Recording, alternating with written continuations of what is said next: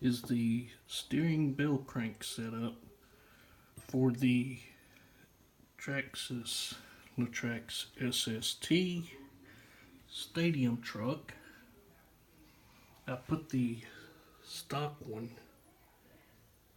back on for right now. It's kind of hard to see up in there. And I've been working on my aluminum one. I kind of changed the aluminum arm that goes to the servo over onto this piece that's stock, because I was trying to figure out why I was having some toe issues. And I put the stock one over on the aluminum setup. Biggest problem here are these little E-clips to get into place, is you have to compress that spring in order to get that dude in place, and you have to have some really good grippy pliers that are not magnetized. But you can see the little bite marks in this main crossbar. What I had to do was bend it a little bit with some needle nose pliers. And the reason for that would be this little guy. This one broke on me. This was my stock one. You can still see it still kind of has a little U shape right there in the very middle. But I matched it up after I bit them into place. Bit those corners in a little bit. I matched those up with the corners on this piece right there. And let me kind of get my pliers. My big fingers were in the way. Where am I? Here we are.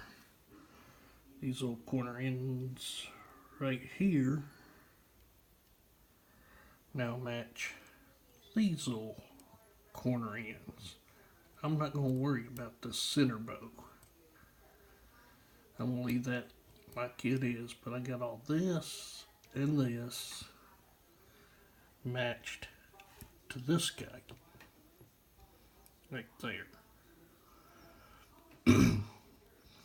And I'm thinking that might solve why I have one wheel and tire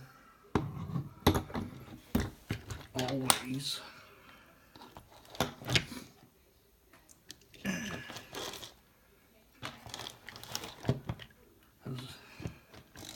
I would always have one wheel and tire that wasn't sitting straight. It was always had one kicked way out. Like I would get everything lined up like I wanted it, or like it should have been, but always had, instead of both of them pointing in the same direction, always had one pointing off like that. And there wasn't no way to fix that, so I found right where my issue was. After this one broke, I said, okay, I'll match it and see what I can do, because GMP or GPM, whatever their name is, has never contacted me back on honoring any warranty of this part, and that was back in 2016. I have emailed them several times, and this is what I come up with. So sometimes you gotta do some mods to some aluminum parts to make them work. when you buy something like that that's not quite fitting right.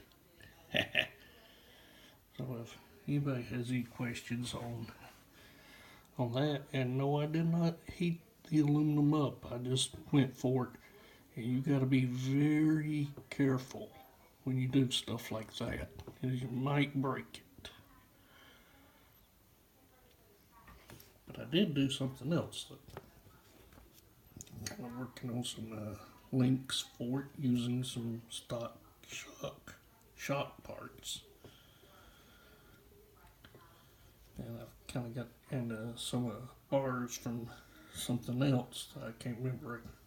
The blended threaded bars from another old RC that I once had. I can't remember which one it was. And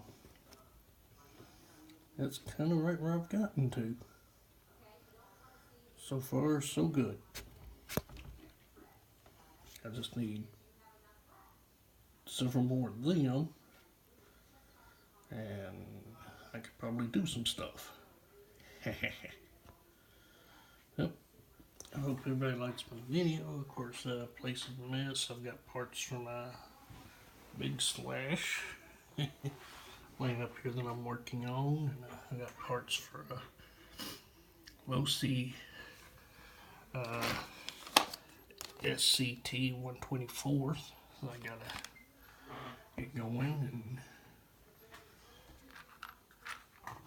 you can see I got some 1.9s that does not have to have the hex. Got this steel that sits on the pin that screws into the middle of the wheel.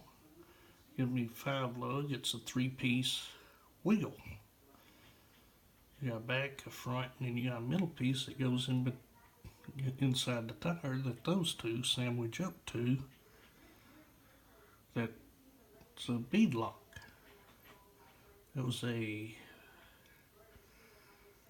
$60–70 setup, $50 to $70, somewhere between 50 and 70. It's RC 4-wheel drive, and I like them. For 1.9s, they are not bad at all. I like the setup. So, I got those. I've got to figure out what I'm going to do with them now. You're going something, I just don't know what.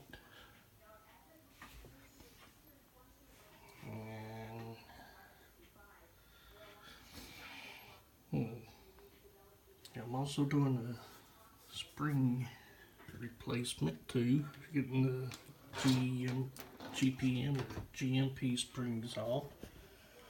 And I'm going back to the stock springs on everything. But keeping their shocks are working out pretty good. I've had no trouble with their shocks for the SST Stadium truck. But really, that's the only part from them that I have that's kind of giving me some issue. Is their bell crank for the SST Stadium truck and rally car. So, I hope everybody enjoys this video. Thank you.